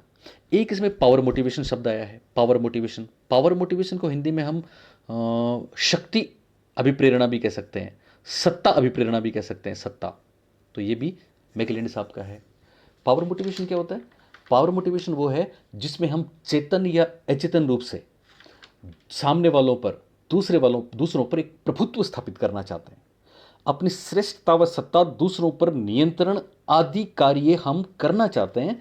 इसको नाम दिया गया पावर मोटिवेशन, और बच्चों में खूब पाया जाता है।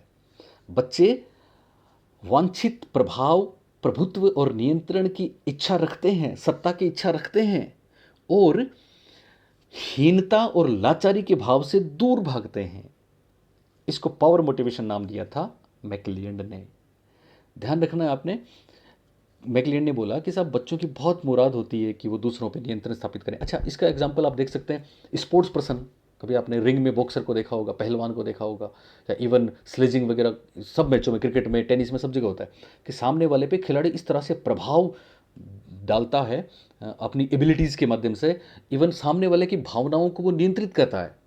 तो सामने वाला उसके सामने हथियार डाल देता है, उसके सामने गिव इन हो जाता है, सरेंडर कर देता है, और वो जीत जाता है। नेताओं में ऐसा होता है, शिक्षकों में ऐसा होता है ना। बहुत से शिक्षक, हम सब भी कोशिश करते हैं आप पे प्रभाव डालें, हालांकि हम जितने लोग कोशिश कर रहे हैं यूट्यूब पे और कहीं भी, वो हम आपके भले के लिए प्रभाव डालने के लिए कोशिश कर रहे हैं, ठीक है ना। तो बच्चों में ये होता है। ओके, तो ये पावर मोटिवेशन है, ठीक है। तीसरा अफिलिएशन मोटिवेशन है। अफिलिएशन, ध्यान देंगे, अफिलिएशन मोटिवेशन क्या होता है? संबंध अभिप्रेरक क्या होता है कि इसमें अपने साथियों व समूहों में, अपने ग्रुप्स में अप्रेजल और अनुमोदन की इच्छा होती है, सबकी होती है ना, कि सब हमको माने, सब हमको मान दें, सब हमारी हमारी बात को तवज्जो मिले, हम अपने समूह में चाहे जाएं, ठीक है ना, सराहे जाएं। तो इसको उन्होंने नाम दिया अफिलिएशन, और उन्होंने बोला कि किशोरावस्था की, आरंभिक किशोरावस्था में ये सबसे ज़्यादा होता है, जब वो अपने पीर ग्रुप्स में अपनी मान्यताओं और अपने अप्रेजल की मुराद रखता है कि सब हर कोई मुझे माने, मुझे चाहे। देखो यहाँ पे एक बात मैं बता दूँ, एक पीयर ग्रुप का प्रश्न कई बार उठता है परीक्षा में, ध्यान देंगे। पीयर ग्रुप्स, मैं बताता हूँ, पीयर ग्रुप्स का मेंबर बन जाता है बाल्यावस्था में, लेकिन पीयर ग्रुप्स के साथ कोई शब्द जोड़ देंगे, जैसे एक्टिव मेंबर हो गया, तो किशोरावस्था आंसर हो जाएगा। जैसे आपको पता है ना, सामाजिकता बाल्यावस्था में शुरू होती है, ठीक है, लेकिन विशिष्ट प्रकार की सामाजिकता या घनिष्ठ सामाजिकता या कॉम्प्लेक्स सोशलाइजेशन किस में होता है, तो किशोरावस्था में हो जाएगा, ठीक है। वही वाली बात है हर जगह, ठीक है ना। तो समूह का सदस्य बाल्यावस्था में ही बन जाता है। चलिए, तो हम बात कर रहे थे तीनों प्रकार के motivation, power motivation, achievement motivation और एफिलिएशन मोटिवेशन किसने दिए, तो मैकलियंड और एटकिंसन ने दिए साहब। तो फिर अपना सवाल क्या था, मैकलियंड और एटकिंसन से संबंधित कौन से उपलब्धि प्रेरणा में है, सफलता को प्राप्त करने की इच्छा है, अधिकतम सफलता को पाने की इच्छा है, ठीक है। एटकिंसन ने तो एक परसेंटेज भी दी है, मैं ये प्रश्न डालने वाला हूँ, ध्यान से इसका जवाब देना, अभी नहीं बताऊंगा ये, ठीक है ना। तो असफलता से बचने के लिए भी काम करता है और अधिक से अधिक सफलता पाने के लिए भी काम करता है, लेकिन हमको याद रखना है, एक शिक्षक के रूप में असफलता वाली बात नहीं करनी है, बल्कि सफलता वाली बात करनी है बच्चों के साथ। शक्ति, पावर मोटिवेशन क्या है, दूसरों पर नियंत्रण स्थापित करें, दूसरों पर प्रभुत्व स्थापित करें, ओके। और आसक्ति, ओके, आसक्ति प्रेरणा या संबंध, संबंध अभिप्रेरणा, अफिलिएशन मोटिवेशन वो है जिसमें हम समूह की मतलब बस अपनी अपने अप्रेजल प्राप्त करें, समूह से प्रशंसा प्राप्त करें, साथियों व समूह में मान्यता प्राप्त करें, ठीक है ना। और ये आरंभिक किशोरावस्था में बहुत होता है। एक ध्यान देंगे, इन तीनों ही अभिप्रेरकों को अर्जित अभिप्रेरक भी कह सकते हैं। क्या कह सकते हैं, अर्जित। ध्यान देंगे, चूंकि ये अर्जित तो हैं पर इनका संबंध इंटरनल स्टेट से भी है, इसलिए याद रखना इनके लिए एक टर्म देते हैं मैकलियंड और एटकिंसन, और वो है साइको सोशल मोटिव्स। इनको क्या बोलते हैं, साइको सोशल मोटिव्स या साइको सोशल मोटिवेशन, या क्या बोलेंगे हिंदी में, मनोसामाजिक प्रेरक। कौन से प्रेरक, मनोसामाजिक प्रेरक। तो याद रखना, मनोसामाजिक प्रेरक प्रमुख रूप से तीन हैं, उपलब्धि, शक्ति और आसक्ति। इंग्लिश वाले टर्म याद रखना, हिंदी में कोई भी गड़बड़ हो सकती है, मुझे नहीं पता। अचीवमेंट मोटिवेशन, पावर मोटिवेशन और अफिलिएशन मोटिवेशन, ये तीनों ही दिए थे मैकलीलैंड और एटकिंसन ने, ओके। मैकलीलैंड की बुक का नाम याद रखना, अचीविंग सोसाइटी, ओके। 9 नंबर का प्रश्न। और 9, फिर हमने हायरार्किक नीड थ्योरी जो मैस्लो ने दी थी उससे ली थी, उसमें याद रखना 5 और 8 दोनों बातें, ओके। एक महिला ने भोजन प्राप्त करने के लिए, अपने परीक्षा में पूछा जा चुका है, एक महिला ने भोजन प्राप्त करने के लिए अपने बच्चे को बेच दिया। इस खबर को डैश के आधार पर अच्छी तरह समझा जा सकता है। पहला ऑप्शन मनोविश्लेषणवादी सिद्धांत, दूसरा आवश्यकता पदानुक्रमिक सिद्धांत, तीसरा मनोसामाजिक सिद्धांत, चौथा पुनर्बलन आकस्मिकता का सिद्धांत। तो इसका सही जवाब हो जाएगा ऑप्शन नंबर 2, आवश्यकता पदानुक्रमिक सिद्धांत। ये बात समझ में आई आपको, यानी पहले शारीरिक आवश्यकता, फिजियोलॉजिकल, पहले तो जीवन बचाना है साहब। 3 नंबर पे आएगी आपकी संबंधों वाली, तो बच्चा, माँ के लिए बच्चा लव नीड्स है, ठीक है ना। हालांकि इसके कुछ एक्सेप्शन है, आप ये नहीं कह सकते साहब ये कैसे हो सकता है, लेकिन मैस्लो कहते हैं कि साहब पहले शारीरिक आवश्यकता होती है, प्रेम संबंध बाद की बात है ना। तो ये मैस्लो वाला सिद्धांत है जिसमें माँ अपने बच्चे को भी बेच सकती है, क्योंकि फिजियोलॉजिकल नीड सबसे पहले आती है, ओके। अब है 10 नंबर का प्रश्न, आज मैंने 11 प्रश्न लिए आपके लिए। चलिए 10वां, एक कोटेशन है। अच्छा, कोटेशन की मैं बात करूं तो हम कुछ ऐसे वीडियोस भी डालेंगे बस, पर आप अपने दस्तूर पे कायम रहिए ना, अपनी चीज़ें करिए। चलिए, अभिप्रेरणा एक आवश्यक, हालांकि आप जो मेरे शेयर करेंगे या लाइक करेंगे या प्रचार करेंगे तो ये मेरे लिए एक्सटेंसिक मोटिवेशन है, मुझे उसमें इतना मज़ा नहीं आएगा जो मज़ा मेरे को अब आपको पढ़ाने में आ रहा है, ये इंटेंसिक है ना। पर हो सकता है आपको उस वो करने में मज़ा आने लगे तो आपके लिए वो इंटेंसिक हो जाए, ओके। चलिए, अभिप्रेरणा एक आवश्यक शर्त है, ये कथन किसका है, तो इसका राइट आंसर है मेल्टन, यानी मेल्टन का ये वाला स्टेटमेंट है, अभिप्रेरणा एक आवश्यक शर्त है। तीनों ऑप्शन देखिए आप, चारों ऑप्शन देखिए, चारों ने बहुत बढ़िया बात की। वुडवर्थ का एक स्टेटमेंट हमेशा याद रखना, वुडवर्थ ने कहा अभिप्रेरणा निश्चित उद्देश्य के लिए किया गया निश्चित व्यवहार है, निश्चित उद्देश्य के लिए किया गया निश्चित व्यवहार है। तो जब भी हम देखते हैं ना लक्ष्य निर्दिष्ट व्यवहार, अभिप्रेरित व्यवहार है साहब, ये महत्वपूर्ण बात बताने वाले कौन थे, वुडवर्थ साहब थे, जो मनोविज्ञान में चालक या ड्राइव कॉन्सेप्ट लेकर आए थे। तो वुडवर्थ का स्टेटमेंट। सीवी गुड की परिभाषा कई बार परीक्षा में आ चुकी है और आप सबको पता ही होगा। सीवी गुड ने जो परिभाषा दी है उसमें उन्होंने 3 शब्द दिए हैं। पहला शब्द अराउजिंग, कौन सा, अराउजिंग, अराउजल से अराउजिंग बना। दूसरा शब्द उन्होंने दिया था सस्टेनिंग, सस्टेनिंग। और तीसरा शब्द उन्होंने दिया था रेगुलेटिंग। यानी ये कहते हैं कि अभिप्रेरणा किसी क्रिया को अराउज करना, अराउज का मतलब शुरू कर देना, ठीक है ना, स्टार्ट कर देना, बूस्टअप कर देना, आग लग गई इसलिए शुरू कर रहे हैं, जोश जोश से शुरू किया, जोर शोर से शुरू किया, लेकिन फिर 2 नंबर पे सस्टेन भी करना है उसको, ढीले नहीं पड़ना है, रुकना नहीं है, कंटिन्यू करना है। बाह्य अभिप्रेरित बच्चे, निम्न उपलब्धि वाले बच्चे अक्सर दूसरों से अभिप्रेरित तो हो जाते हैं, पर फिर वो सस्टेन नहीं कर पाते, है ना। इसलिए सस्टेन भी जरूरी है। और फिर जितना ज़्यादा भी नहीं हो जाए, आपको पता है ना, ज़्यादा स्ट्रेस, ज़्यादा चिंता निष्पादन को, अधिगम को मिनिमाइज कर सकती है, डिक्रीज कर सकती है, इसलिए रेगुलेट भी करना जरूरी है। तो 3 शब्द हैं, शुरू कर देना, जारी रखना और नियंत्रित रखना। तो बहुत महत्वपूर्ण परिभाषा दी थी कार्टर वी गुड ने, सीवी गुड ने, कि साहब अभिप्रेरणा क्रिया को आरंभ करना, जारी रखना और नियंत्रित रखना है। मेल्टन का स्टेटमेंट मैं आपको बता ही चुका हूं, अभिप्रेरणा एक आवश्यक शर्त है। और क्रेचफील्ड ने एक परिभाषा दी है, अभिप्रेरणा क्या है और क्यों है का जवाब है। अभिप्रेरणा क्या है और क्यों है के प्रश्न का उत्तर है। यानी आप क्यों पढ़ रहे हैं, आप किसी से क्यों मोहब्बत करते हैं, आप किसी से क्यों नफरत करते हैं, इनका जवाब मोटिवेशन है। ये बेहतरीन बात बताने वाले थे क्रेचफील्ड। तो मेरे ख्याल से चारों स्टेटमेंट मैंने आपको बता दिए। इस प्रश्न का राइट आंसर है मेल्टन, अभिप्रेरणा एक आवश्यक शर्त है। ओके, और आज का आखिरी प्रश्न, ठीक है, आज का आखिरी प्रश्न, यदि बाह्य अभिप्रेरणा, माफ करें, बाह्य प्रेरणा एक अंत की युक्ति है, तो आंतरिक प्रेरणा क्या है, इंट्रिंसिक मोटिवेशन क्या है। बहुत शानदार प्रश्न है, इंट्रिंसिक मोटिवेशन क्या है। एक शुरुआत है या एक शुरुआत तथा अंत दोनों है, अपने आप में एक अंत है या इनमें से कोई नहीं है। तो ध्यान देंगे, इसका राइट आंसर है अपने आप में एक अंत। बहुत बार पूछा गया है प्रश्न। एक्चुअली क्या है ये मैं आपको बताऊं, अभी मैंने आपको जो बताया था, एक टर्म कभी आपने सुना हो तो,